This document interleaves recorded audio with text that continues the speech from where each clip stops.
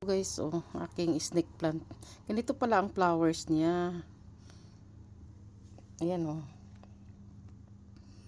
Ayan, lagyan ko siya ng tubig. Ayan, may bagong baby tumubo, oh. Ayan. Ganito pala siya.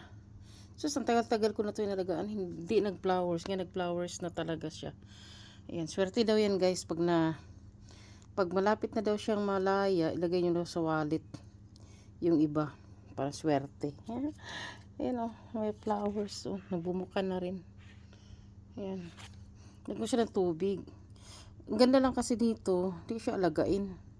Kahit matuyo man siya o ano, huwag siya laging tubigan kasi ano siya, mamatay. Kaya kailangan tubigan mo lang siya ng once a week.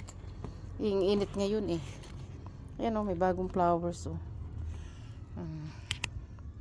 Kailangan pala, sinesearch ko pag nag snake plant ka pala, ano ang tawag niyan, kailangan mapuno pa to siya, mapuno, masiksik ba, doon siya mag flowers. Pag siksik na siya, ayan, oh, siksik kasi siya eh. Alam mo nyo guys, ito lang tinanim ko, oh. Ayan, hindi tumubo. Tapos ayan, yan ang tinanim ko, tapos nag-anak-anak na siya, yan ay mahaba na siya.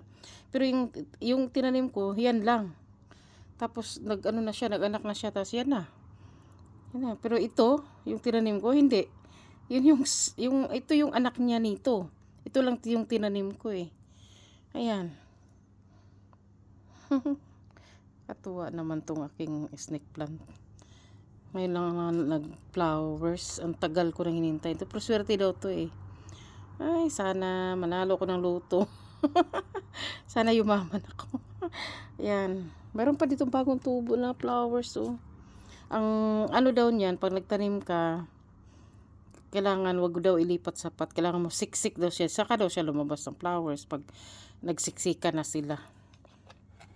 Hindi daw siya lumabas ng flowers pag hindi nagsiksikan. Ayan, lagyan ko siya ng tubig sa labas. Ayan. Lagyan ko tubig. Sobrang init ngayon eh. Ayan, oh. Ganito pala. Hindi ko alam yan nga. Ganyan pala ang flowers. First time ko talaga nakapagpa-flowers dito. Ang tagal-tagal na yan. Katuwa talaga. Kasi ito lang yung tinanim ko eh.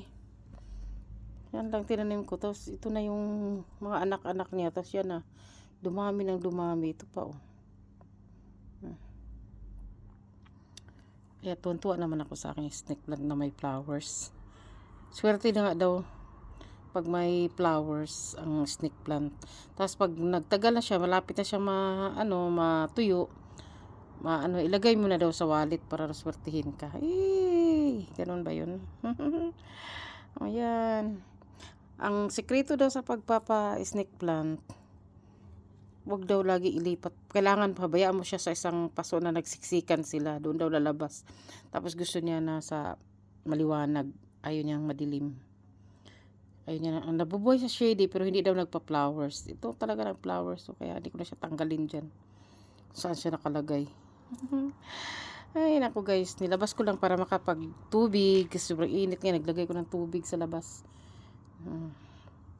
Natutuwa lang ako dito.